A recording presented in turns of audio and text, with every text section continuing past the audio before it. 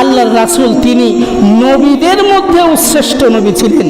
মুসলিম শরীফের হাদিস 5762 নম্বর হাদিসে আল্লাহর রাসূল বলেন, আন আবি হুরায়রা রাদিয়াল্লাহু তাআলা আনহু আন্না রাসূলুল্লাহি সাল্লাল্লাহু আলাইহি ওয়াসাল্লাম قال مثلي ومثل الأنبياء من قبلي كمثل رجل بنى بنيانا فأحسنه وأجمله إلا موضع لبنة زاوية من زواياه فجعل الناس يطوفون به ويعجبون له ويقولون هلا وضعت هذه البنة قال فأنا اللبنة وأنا خاتم النبيين।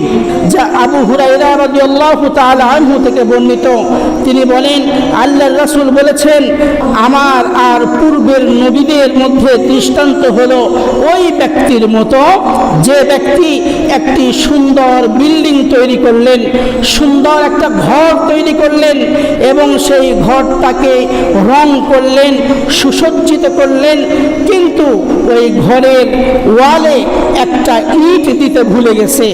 যেমনিভাবে ওই ইট ছাড়া ওই ঘরকে অসম্পূর্ণ দেখায়, খারাপ লাগে, আর ওই ইটটাই হলো আমি মুহাম্মদুর রাসূলুল্লাহ সাল্লাল্লাহু আলাইহি ওয়াসাল্লাম।